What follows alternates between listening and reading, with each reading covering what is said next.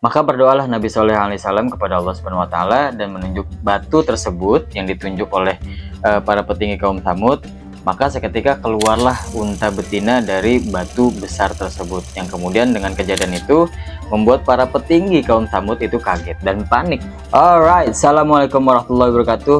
We're back on TV with me Muhammad Balfata Rizky, dan kali ini kita kembali di Hikmah Kisah, dimana sebelumnya kita sudah membahas tentang Nabi Hud alaihissalam, dimana Allah menghancurkan kaum Ad dengan kesombongannya, dengan apa yang mereka miliki, yang kemudian menjadikan mereka itu tetap bermaksiat dan justru menantang Nabi Hud untuk mendatangkan atau menyegerakan azab yang sudah dijanjikan.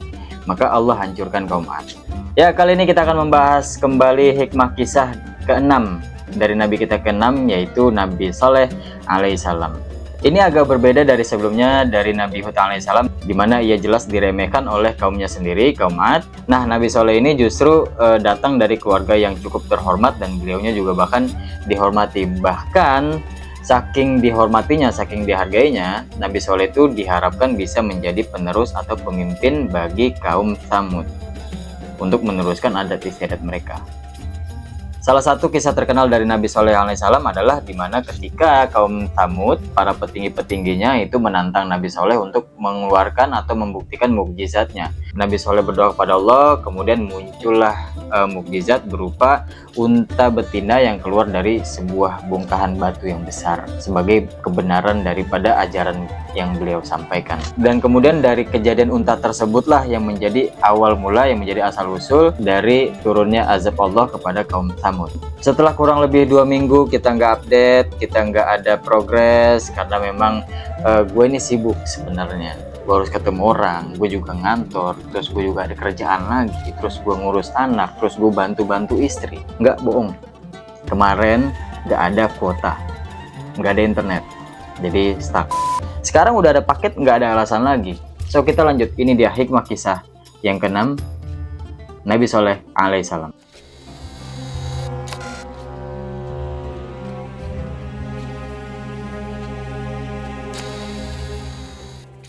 Nabi Shalih lahir dan berasal dari daerah Al-Hijr yang menjadi tempat tumbuh kembang dari kaum Tsamud. Yang daerah tersebut sekarang lebih dikenal sebagai Madain Shalih, salah satu situs kuno dan bahkan menjadi salah satu keajaiban dunia yang diakui oleh UNESCO, di mana tempat itu meninggalkan banyak sekali peninggalan berupa batu-batu besar yang dipahat, kemudian bangunan-bangunan yang dibangun di atas gunung-gunung. Itu ya salah satu kelebihan dari kaum Tsamud tersebut. Dan daerah tersebut berada di antara wilayah Arab dan Suriah.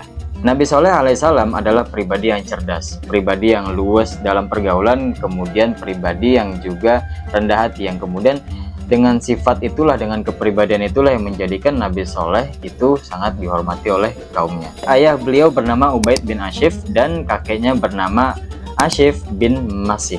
Masa kenabian Nabi Shalih alaihissalam itu dimulai pada tahun 2100 sebelum Masehi. Kisah beliau juga kaum Tsamud itu disebutkan dalam Al-Quran sebanyak 72 kali dalam 11 surat yang berbeda. Dan kira-kira apa sih hikmah yang bisa kita ambil dari kisah Nabi Shalih alaihissalam? Ya, lanjut, ini dia hikmah kisah Nabi Shalih alaihissalam.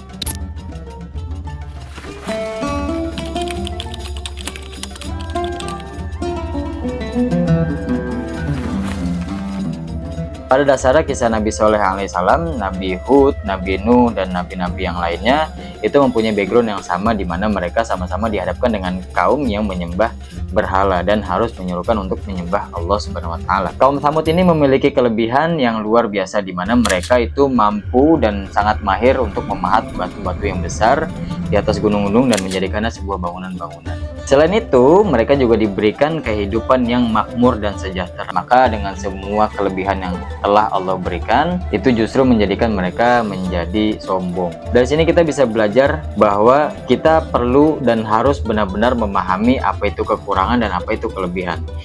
Kenapa? Karena bisa jadi apa yang diberikan kelebihan dari Allah terhadap kita itu bisa menjadi kekurangan. Contohnya ya kaum Tsamud itu sendiri, yang sebelumnya juga kaum Ad juga demikian, diberikan postur yang besar, diberikan kemampuan yang luar biasa, kemudian diberikan hidup yang makmur, hidup yang sejahtera. Itu justru ketika mereka tidak bisa menggunakannya dengan baik, tidak bisa memanfaatkannya dengan baik, tidak bisa membantu sesama, menjadikan mereka lupa akan Allah Subhanahu wa taala, justru itulah yang menjadi kekurangan mereka sebenarnya. Dan yang selama ini mereka-mereka yang kita anggap diberikan kekurangan oleh Allah, itu malah justru mereka-mereka yang dalam usahanya, dalam ibadahnya justru lebih kuat daripada kita. Maka itulah yang justru menjadi kelebihan mereka. Contoh dari mereka banyak yang mungkin tidak bisa melihat, tidak bisa mendengar. Dari yang tidak bisa melihat justru Allah memberi mereka kelebihan untuk tidak melihat hal-hal yang sekiranya berpotensi untuk bermaksiat. Jadi kalau kita pahami benar-benar apakah itu kekurangan atau kelebihan. Nah, itu yang perlu kita pelajari.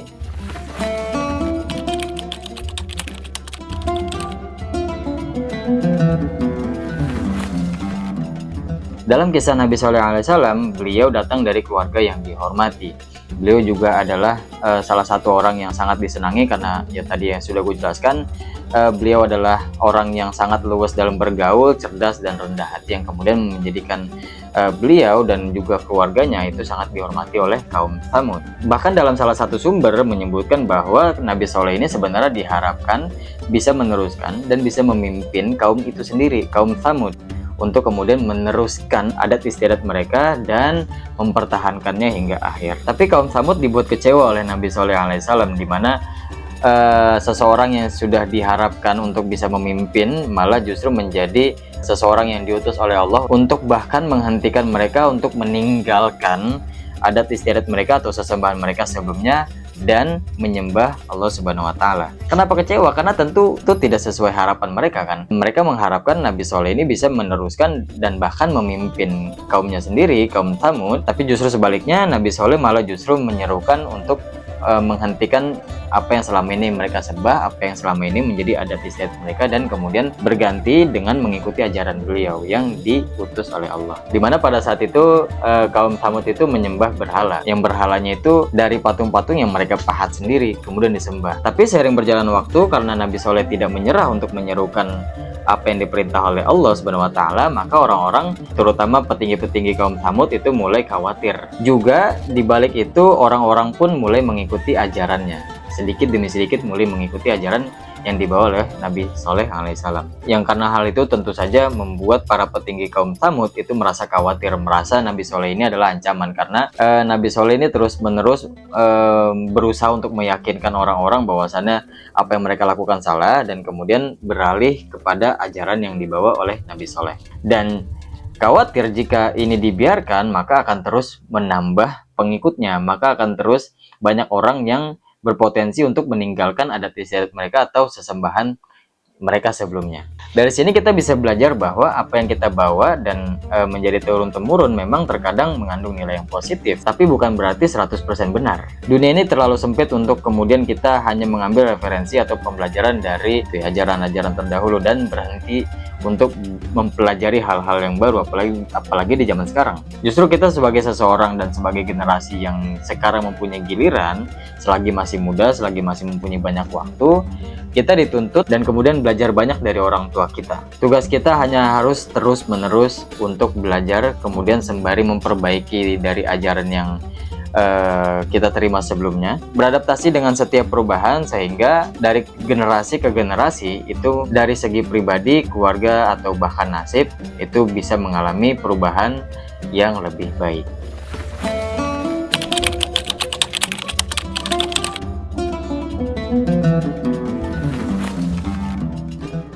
Maka berdoalah Nabi Shallallahu Alaihi Wasallam kepada Allah Subhanahu Wa Ta'ala dan menunjuk batu tersebut yang ditunjuk oleh para petinggi kaum Tsamud.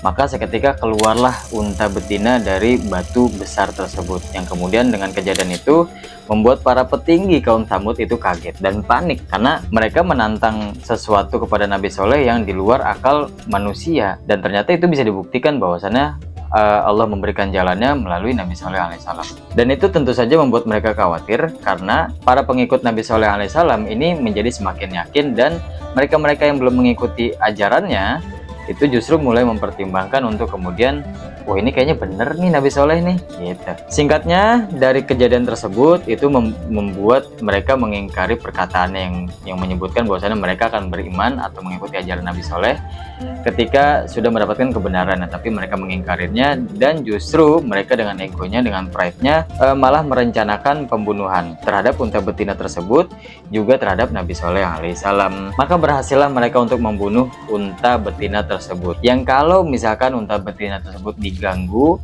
makannya, minumnya, atau bahkan sampai dibunuh, itu Allah akan menurunkan azabnya kepada kaum Tsamud. Tapi mereka tidak mendengar. Walaupun mereka berhasil membunuh unta tersebut, mereka gagal untuk membunuh Nabi Soleh alaihissalam. Di mana para petinggi kaum Tsamud itu sudah berada di kediaman Nabi Soleh alaihissalam, kemudian Allah menggagalkan rencana mereka dengan menurunkan hujan batu yang besar-besar, yang kemudian menimpa mereka, yang kemudian juga menewaskan mereka. Tapi itu belum final azab. Asik, final azab. Itu belum final azab, di mana final azabnya itu sudah diingatkan oleh Nabi Soleh. Mereka diberikan waktu 3 hari, atau azab akan turun dalam 3 hari ke depan, di mana di hari pertama muka-muka mereka berubah menjadi warna kuning, di hari kedua berubah menjadi warna merah, dan di hari ketiga menjadi warna hitam. Yang kemudian azabnya apa? Yaitu gempa yang sangat besar yang menewaskan mereka dan menyelamatkan Nabi Soleh alaihissalam, juga para pengikutnya. Nabi Soleh alaihissalam dan pengikutnya udah cabut duluan. Dari sini kita bisa belajar bahwa walaupun terkadang kita sudah merasa mempelajari banyak hal, kita sudah merasa mengetahui banyak hal, tetap saja kita sebagai manusia harus mempunyai pikiran terbuka. Walaupun pasti terdapat banyak sekali perbedaan, tapi justru itulah yang menanamkan kepada diri kita itu lebih banyak pembelajaran, lebih banyak perspektif. Dari kaum Tsamud kita bisa lihat bahwa udah mereka salah gitu ya. Jelas-jelas Allah sudah membuktikan kebesarannya, membuktikan kebenarannya melalui Nabi Sallallahu Alaihi Wasallam. Mereka malah mengingkarinya, bukan malah mengikutinya. Bukannya mengikuti dan mempelajari, malah bahkan mereka mengingkarinya, dan paling pecahnya itu mereka merencanakan untuk membunuh Nabi Soleh. Komen di bawah jika kalian merasa ada informasi yang kurang dan perlu dilengkapi. Alright, sejatinya gue membuat ini adalah untuk menjadi pembelajaran untuk diri gue sendiri, dan semoga bisa menjadi pembelajaran untuk kita semua. I'll see you guys soon. Thank you. Memang selalu ada pembelajaran baru ketika sakit.